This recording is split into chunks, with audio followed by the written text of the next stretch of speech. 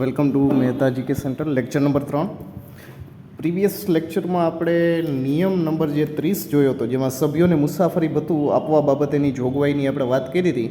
તો એમાં ભથ્થું કઈ રીતે હોય તો કે જો અધ્યક્ષ છે ને એની બાબતમાં 750 રૂપિયા, જો ઉપાધ્યક્ષ છે અધ્યક્ષની ફરજે જતા હોય તો એને 300 રૂપિયા, અને સભ્ય જે છે ને 200 રૂપિયા. આ એની વાર્ષિક ફી છે. વાર્ષિક ખર્ચ આટલાથી વધવું જોઈએ નહીં. બેઠકના સ્થાને એની 6 કલાક ફરજિયાત હાજર રહેવું અનિવાર્ય છે. જો 6 કલાકથી નીચે એ બેઠકમાં હાજર રહે છે તો એના ભથ્થું મળશે નહીં. બીજી વસ્તુ, કોઈ કોરમ જે છે એ બનાવેલી હોય, બોલાવેલી હોય અને એ ગેરહાજર રહે છે તો કોરમ છે એનો ભંગ થાય છે, તો ત્યારે બેઠક ન થાય એવું પણ બને તો એ મુસાફરી ભથ્થું મળશે એને, નહીં મળે એવું નથી. પણ નિયમ એવો છે કે 6 કલાક તમારી હાજરી આપવી અનિવાર્ય છે. આ નિયમ નંબર 30 આપણે પ્રીવિયસ લેક્ચરમાં જોયો હતો એના આધારિત. નિયમ 31, સ્કૂલ બોર્ડના પત્રક અને મુસાફરી ભથ્થાના બિલને મંજૂર કરવા બાબતે 31મી કલમ હેઠળ નિયમ નંબર 31માં આપેલું છે. નિયમ 32, પ્રાથમિક શાળાના નિભાવવા બાબતે. પ્રાથમિક શાળા નિભાવવી કઈ રીતે એ બાબતે.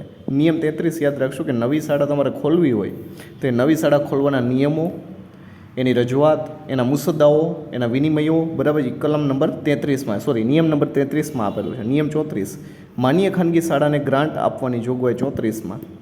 નિયમ 37, શિક્ષકો. જનરલી રીતે એક શિક્ષક છે ને એને 40 હાજરી પત્રકમાં 40 વિદ્યાર્થીઓની મર્યાદા આપવામાં આવે. એટલે એક શિક્ષકે 40 વિદ્યાર્થીઓ એક શિક્ષક એવું આપણે માનીએ. 200થી વધારે કોઈ પ્રાથમિક શાળામાં વિદ્યાર્થીઓ વધે છે તો એને એક્સ્ટ્રા એક પ્રાથમિક શિક્ષક આપવો અનિવાર્ય છે. જો પાળીની પદ્ધતિ હોય સવારની અને બપોરની બરાબર, તો એમાં યાદ રાખવાનું કે એક બેઠકમાં 2 વર્ગ સોંપવા નહીં. મતલબ એવો કે સવારે એ શિક્ષક પાળી લેતો હોય અને બપોરની પાળીમાં એ શિક્ષક પાળી લેતો હોય, એટલે કે બેઠક એક જ થઈ શિક્ષકની, અને વર્ગ કેટલા ફળવાના? 2, એક સવારની પાળીને એક બપોરનો. તો આવી રીતે એની રજૂઆત હાલે નહીં. આ નિયમ નંબર 37.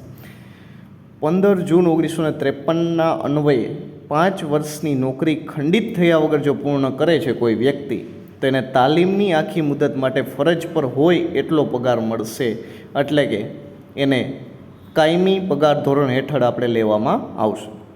નિયમ 40, સ્ટાફની સેવાના લોન ઉપર આપવા બાબતે. નિયમ 41, કોઈ વ્યક્તિ લાંચ લેતા પકડાય છે એક્ઝામ્પલ તરીકે, તો થોડા સમય માટે એને તમે સસ્પેન્ડ કરો છો અથવા તો ડિસ્પેન્ડ કરો છો. મીન્સ કે તમે એને કાઢી મૂકો છો, હાવ બરાબર છે, ડિસમિસ કરો છો તમે. તો આ 2 વસ્તુ થાય, કાં તો સસ્પેન્ડ થાય કાં તો ડિસમિસ થાય.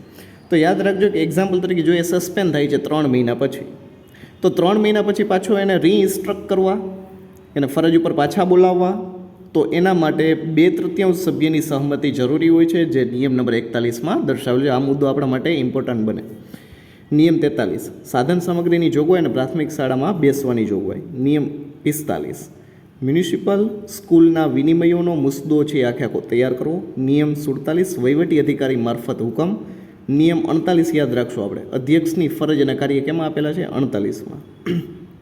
બીજી એક વસ્તુ જુઓ, જિલ્લા પ્રાથમિક શિક્ષણ છે ને એમાં એવું નોંધાયેલું છે કે દર મહિને એટલે કે ઓછામાં ઓછા 18 દિવસ છે ને જિલ્લામાં પ્રવાસ અનિવાર્ય હોવો જોઈએ. એટલે કે તમને ખબર હોવી જોઈએ કે તમારી શાળાઓમાં શું થાય છે, તમારી નજીકની શાળાઓમાં શું થાય, તમારા જિલ્લાઓની શાળામાં શું ફેરફાર થાય છે. આ જિલ્લા પ્રાથમિક શિક્ષણનો અધિકાર છે બરાબર, અને એની ફરજ એ છે. નિયમ 52, સમાધાનની સત્તા હોવી જોઈએ એની પાસે. કોઈ જમીન છે માની લ્યો સ્કૂલ હેઠળ આવતી હોય અથવા તો કોઈ બીજા હેઠળ આવતી હોય અને દબાણમાં આવેલી હોય, કંઈ બીજો કંઈ પ્રશ્ન હોય, તો એની સાથે પૈસા આપીને વહીવટ અથવા તો એની સંમતિ બરાબર છે, બધા લોકો વચ્ચેની સંમતિ, પબ્લિક હિયરિંગ, આવા બધા મુદ્દાઓ છે નિયમ નંબર 52માં આપેલા છે.